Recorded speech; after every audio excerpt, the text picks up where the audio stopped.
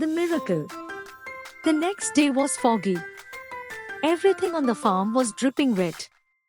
The grass looked like a magic carpet. The asparagus patch looked like a silver forest. On foggy mornings, Charlotte's Web was truly a thing of beauty. This morning, each thin strand was decorated with dozens of tiny beads of water. The web glistened in the light and made a pattern of loveliness and mystery, like a delicate veil. Even Lovey, who wasn't particularly interested in beauty, noticed the web when he came with the pig's breakfast. He noted how clearly it showed up and he noted how big and carefully built it was. And then he took another look and he saw something that made him set his pail down. There, in the center of the web, neatly woven in block letters, was a message. It said, "Some pig." Lovey felt weak. He brushed his hand across his eyes and stared harder at Charlotte's Web. "I'm seeing things," he whispered. He dropped to his knees and uttered a short prayer. Then, forgetting all about Wilbur's breakfast, he walked back to the house and called Mr. Zuckerman. "I think you'd better come down to the pig pen," he said. "What's the trouble?" asked Mr. Zuckerman. "Anything wrong with the pig?" "And not exactly," said Lovey. "Come and see for yourself." The two men walked silently down to Wilbur's yard. Lovey pointed to the spider's web. "Do you see what I see?" he asked. Zuckerman stared at the writing on the web. Then he murmured the words, "Some pig." Then he looked at Lovey. Then they both began to tremble.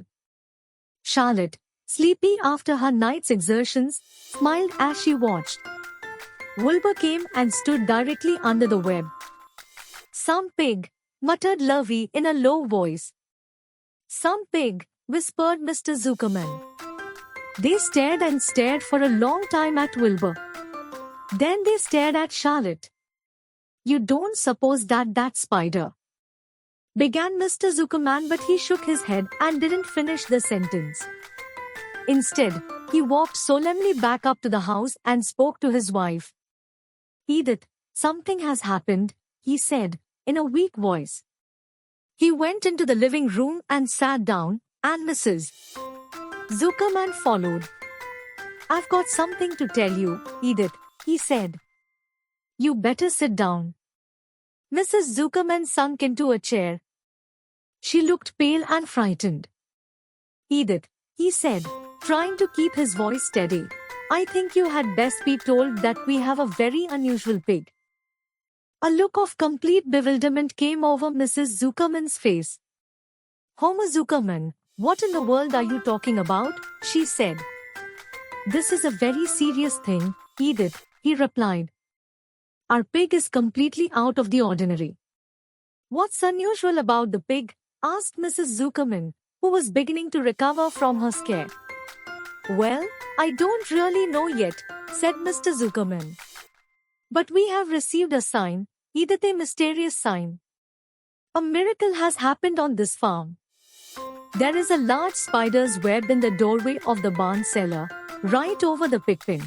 And when Lovey went to feed the pig this morning, he noticed the web because it was foggy, and you know how a spider's web looks. Very distinct in a fog. And right bang in the middle of the web there were the words, "Some pig." The words were woven right into the web. They were actually part of the web, Edith. I know, because I have been down there and seen them. It says, "Some pig," just as clear can be.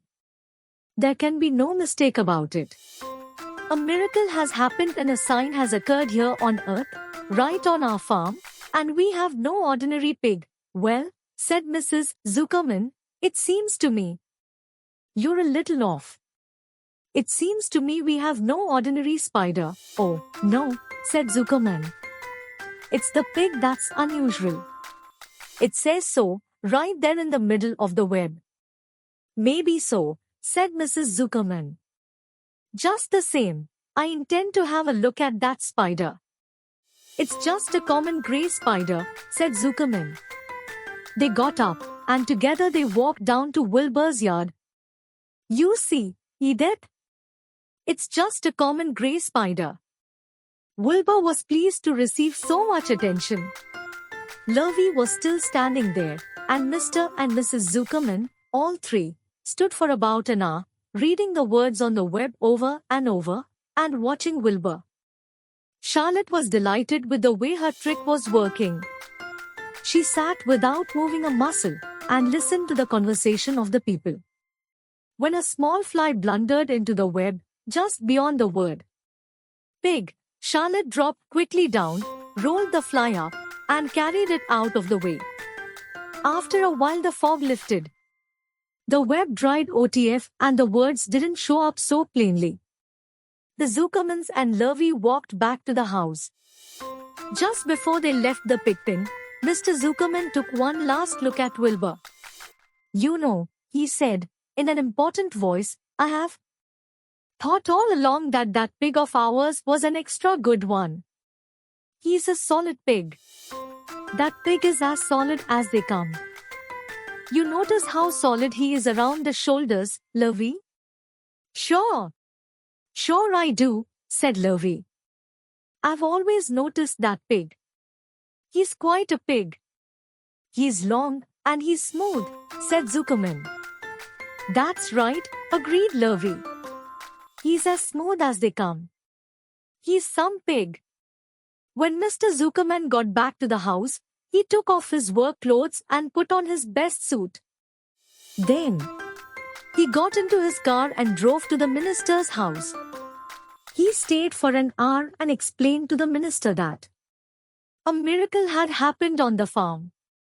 "So far," said Zuckerman, "only 4 people on earth know about this miracle: myself, my wife Edith, my hired man Lurvy, and you." "Don't tell anybody else," said the minister. "We don't know what it means yet, but perhaps if I give thought to it, I can explain it in my sermon next Sunday. There can be no doubt that you have a most unusual pig. I intend to speak about it in my sermon and point out the fact that this community has been visited with a wondrous animal. By the way, does the pig have a name?" "Why, yes," said Mr. Zuckerman. "My little niece calls him Wilbur. She's a rather queer child full of notions. She raised the pig on a bottle and I bought him from her when he was a month old." He shook hands with the minister and left. Secrets are hard to keep. Long before Sunday came, the news spread all over the county. Everybody knew that a sign had appeared in a spider's web on the Zuckerman place. Everybody knew that the Zuckermans had a wondrous pig. People came from miles around to look at Wilbur and to read the words on Charlotte's web. The Zuckermans' driveway was full of cars and trucks from morning till night: Fords and Chevys and big road masters and GMC pickups and Plymouths and Studebakers and Packards and De Sotos with gyromatic transmissions and Oldsmobiles with rocket engines and Jeep station wagons and Pontiacs. The news of the wonderful pig spread clear up into the hills, and farmers came rattling down in buggies and bugboards to stand hour after hour at Wilbur's pen admiring the miraculous animal. All said they had never seen such a pig before in their lives. When Fawn told her mother that Avery had tried to hit the Zuckerman spider with a stick, Mrs. Arable was so shocked that she sent Avery to bed without any supper, as punishment. In the days that followed, Mr. Zuckerman was so busy entertaining visitors that he neglected his farm work. He wore his good clothes all the time, now got right into them when he got up in the morning. Mrs. Zuckerman prepared special meals for Wilbur. Lurvy shaved and got a haircut, and his principal farm duty was to feed the pig while people looked on.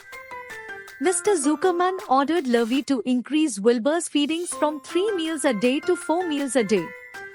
The Zuckermans were so busy with visitors they forgot about other things on the farm. The blackberries got ripe, and Mrs. Zuckerman failed to put up any blackberry jam. The corn needed hoeing, and Lurvy didn't find time to hoe it. On Sunday the church was full. The minister explained the miracle. He said that the words on the spider's web proved that human beings must always be on the watch for the coming of wonders. All in all, the Zucchini's pigpen was the center of attraction. Fawn was happy, for she felt that Charlotte's trick was working and that Wilbur's life would be saved. But she found that the BAM was not nearly as pleasant to many people.